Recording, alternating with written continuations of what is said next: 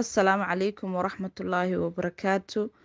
Walaalayaal tacsiin nooma taale waxaa noo taala dhibaato aad u weyn baa inoo taala maalin walba inta qofkeena la iska dilo oo uu iska dhinto inaan nidhaahno tacsi baa noo taala aan iska soo duugano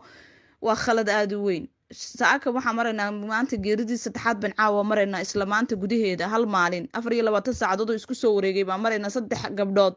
oo midnaba riisanka ay ku dhimatay aan la ogeyn. Inagu ma diidanin geerida iyo saacada dhamaatay laakiin silaca iyo darxumada loo dhimanayo gabadha labadii duhurnimo cisbitaalka gashay iyadoo cagaheeda ku socota oo ilaa xawaalada lacag ka diraysay haddana 1 second gudihiisa la yiri way dhimatay dhiigeedina loo tagay isagoo dhulka wadan inaan u dul qaadano oo aynu maalin walba iska yeelno qofkeeni oo dhintay oo la leeyahay wajiga ka fiiri meel kale ha fiirinin sidaas ku duugo ku aaso ya aynu qanacsanay ku qanacsanay xoolaheeni iyo dadkeeni ay israaceen ma waxa raali ka wada tihiin ba Soomaaliyeey oo u wada dhan tihiin inaan raali ku noqotaan maxay idin la tahay waxaan inaan uga gudubno maxay idin la tahay maanta caawa meydka yaala ee booliska isugu yimid cid waliba isugu timeen naag Turkiyada iska qalatay iska dishay aan banaanka soo dhigno oo dawladda Turkiga u sheegno oo saxaafadda Turkiga u yeedhno oo safaaradda xuna useless ka kharaabada halka ku taala ee washmaanada Turkida iyo dadka ugu hanjabayaan aynu hilifaha u qaadno in albaabada u xidhno albaabada aynu xidhno in saxaafadda horteeda ka dacweyno barta aynu ka dacweyno inta isu baxno in banaan baxno maalin walba meydkeena iyadoo arki karin inaan eegin inaan meedhanaynin jirkiisi layna leeyahay kaalaya soo aasta ma waxaas inuu dul qaadan karnaa war kulligeen waxaan wada saaranay kawaanka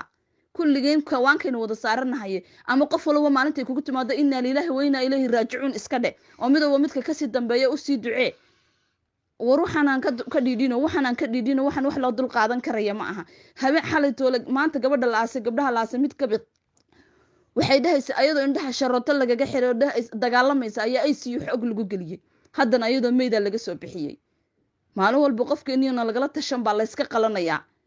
layna tusimaya albaabka laynagu celinaya corona laynagu marmarsoonaya waxaas waxaynu u sabri karna maaha waxaynu u sabri karnaa waxaynu dul qaadan karna maahe bal ka hadla arrintan ka hadla arrintan banaan baxan ka sameeyno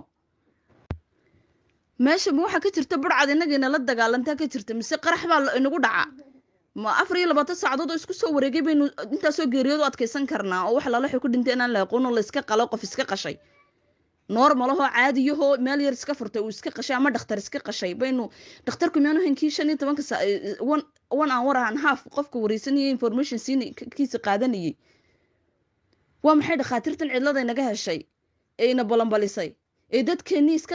iska dilaysa qun yaro dhalatay ee wax la waxay kala bixeen aynaan ogeyn ee dhiigiina ka wada shubteen aynaan ogeyn wax la wax la sameeyay aynaan garanaynin ee ku qanacsanay inna lillahi wa inna ilayhi raaji'uun qof walba aqalkiisa ka soo dhex leeyahay waxaanu dhageysan karnay waxaanu dul qaadan karna maaha walaalo maskaxdiba caawi xanuunaysa anigu maba seexan karayba magaalada sida ugu dhaqsaa badan baa nuga baxaya anigu horta maba joogi karay meesha